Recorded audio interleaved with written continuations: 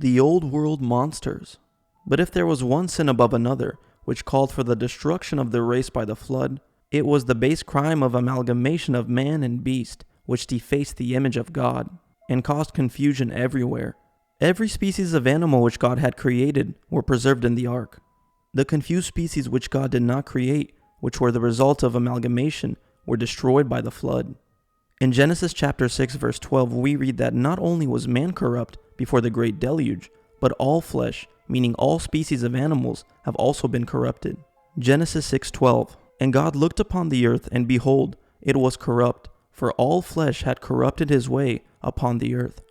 We know that the phrase all flesh is not just referring to human beings being corrupted, but animals also, because the phrase all flesh references man and beast in verses like 1 Corinthians chapter 15 verse 39.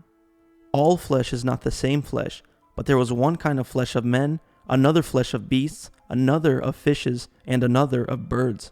Now the question remains, what type of exact corruption is the Bible referring to? The answer can be found in the Book of the Giants. The Book of the Giants is an apocryphal book which expands upon the Genesis narrative of the Hebrew Bible. In a similar manner to the Book of Enoch, together with this latter work, the Book of the Giants stands as an attempt to explain how it was that wickedness had become so widespread and muscular before the flood. In so doing, it also supplies the reason why God was more than justified in sending that flood. The Book of the Giants has been found within the Dead Sea Scrolls and has been dated to before the 2nd century BC, but could be much older than that. Throughout the history of mankind, we see stories and descriptions of hybrid creatures found in folklore and classical mythologies. I'm going to give you a list and description of these creatures that we find in historical mythologies found all across our realm. The first hybrid in ancient mythology is Anubis, the jackal-headed Egyptian god. Then there is Bastet or Bast, the cat-headed Egyptian goddess. Then there's the Cynocephalus, a dog-headed creature. This creature is typically depicted with the head of a dog or jackal. It is a widely attested mythical phenomena existing in many different forms and contexts. Cynocephalies are known in mythology and legend from many parts of the world, including ancient Egypt, India, Greece, and China. Here's another hybrid creature known as a Daksha, which is a goat-headed man in Hindu belief. When we continue into the Hindu pantheon, we find gods like Ganesha, which is an elephant-headed god, and is one of the best known and worshipped deities in the Hindu pantheon. As we continue in the Hindu pantheon, there is also Hayagriva, which is a horse-headed deity avatar of Vishnu. Then you have the ox-head and horse-faced people in Chinese mythology, who are known as types of guardians of the underworld. Then as we get into ancient Greek mythology about hybrids, there's the Minotaur, which is a creature that has the body of a human with the head, tail, and occasional hindquarters of a bull. Then again in Hindu mythology we have Pratyangira, which is a Hindu goddess having the head of a lion. You can also find these similar lion hybrids in Egyptian mythology, such as Sekhmet, the lioness-headed Egyptian goddess. Now what's very interesting about the lion hybrids, this actually reminds me of a verse that's found in 2 Samuel. 2 Samuel chapter 23 verse 20. And Benaiah, the son of Jehoiada, the son of a valiant man, of Kabzeel, who had done many acts, he slew 2 lion-like men of Moab. He went down also and slew a lion in the midst of a pit in time of snow. Then there's another verse in the book of Chronicles about the lion men, 1 Chronicles chapter 12 verse 8. And of the Gadites, there separated themselves unto David, into the hold, to the wilderness, men of might, and men of war, fit for the battle, that could handle shield and buckler, whose faces were like the faces of lions, and were as swift as the roes upon the mountains. So yeah, it's incredibly interesting that this is how the Bible describes these men of war. Lion men with the faces of a lion. And lastly on the list of hybrid creatures found in folklore and mythologies, there is Pan, which is the god of the wild and protector of shepherds, who has the body of a man, but the legs and horns of a goat.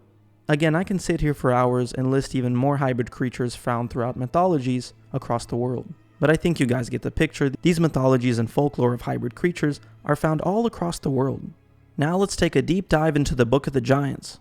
Now I believe these stories that we find all across the world about hybrid creatures weren't just folklore and mythology, but these were possibly real beings and monsters that existed before the flood. So let's talk about the Book of the Giants. The Book of the Giants retells parts of the Book of Enoch, and also elaborates on the exploits of the giants. Since no complete manuscript exists of the Book of the Giants, its exact contents and their order remains a matter of guesswork. Most of the content of the present fragments concerns the giants' ominous dreams and Enoch's effort to interpret them and to intercede with God on the giants' behalf. And here are the fragments from the Book of the Giants that was found within the Dead Sea Scrolls. IQ 23, fragment 9 plus 14 and 15. This is a summary statement of the descent of the wicked angels, bringing both knowledge and havoc. They knew the secrets of blank. Sin was great in the earth, blank. And they killed many, blank. They begot giants. The angels exploit the fruitfulness of the earth. 4Q531, fragment 3. Everything that the earth produced, the great fish, the sky with all that grew, fruits of the earth, and all kinds of grains, and the trees, beasts and reptiles, all creeping things of the earth, and they observed all, every harsh deed and utterance, male and female among humans. The 200 angels chose animals on which to perform unnatural acts, including presumably humans. IQ 23, fragment 1 plus 6. 200 donkeys, 200 asses, 200 rams of the flock, 200 goats, 200 beasts of the field, from every animal, from every bird, for miscegenation. The outcome of the demonic corruption was violence, perversion, and a brood of monstrous creatures. 4Q531, fragment 2. They defiled, they begot giants and monsters. They begot, and behold, all the earth was corrupted, with its blood and by the hand of giants, which did not suffice for them, and they were seeking to devour many. The monsters attacked it. 4Q532, second fragment, 1 through 6. Flesh, all monsters, will be, they would arise, lacking in true knowledge, because the earth grew corrupt, mighty, they were considering, from the angels upon. In the end, it will perish and die. They caused a great corruption in the earth. This did not suffice to. They will be. So again, we don't have the complete work of the Book of the Giants, because much of the scroll was damaged, but we have enough fragments from the Book of the Giants to explain why God was more than justified in sending that flood. Now, when I read Genesis chapter 6, verses 12 and 13, everything starts to make more sense when you have the clarification and understanding from the Book of the Giants and all these mythologies and folklore of hybrid creatures that we can find all across the world. Genesis 6:12, it says this. Genesis 6:12, and God looked upon the earth, and behold, it was corrupt, for all flesh had corrupted his way upon the earth. Genesis 6:13, and God said unto Noah, the end of all flesh is come before me, for the earth is filled with violence through them, and behold, I will destroy them with the earth. So Genesis chapter 6 says that all flesh was corrupted, not just humans, right, which was the outcome of the Nephilim, but animals also.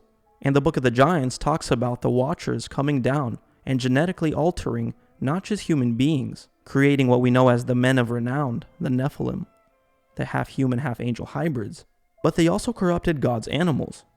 And Genesis 6:13 says, through this corrupted flesh, violence filled the earth. Now, with this new understanding from reading the fragments from the Book of the Giants, the flood story makes perfect sense. God told Noah to build an ark. He took what was his, Noah and his family, pure human beings, and he took his kind of animals and placed them on the ark. The rest of these abominations God destroyed. So in reality, God sending the flood was him having mercy on humanity, for without it, human beings and all the natural animals that God created would have been completely destroyed by these monsters and Nephilim, all thanks to the sins of the fallen angels. Alright guys, I hope you found this video incredibly fruitful.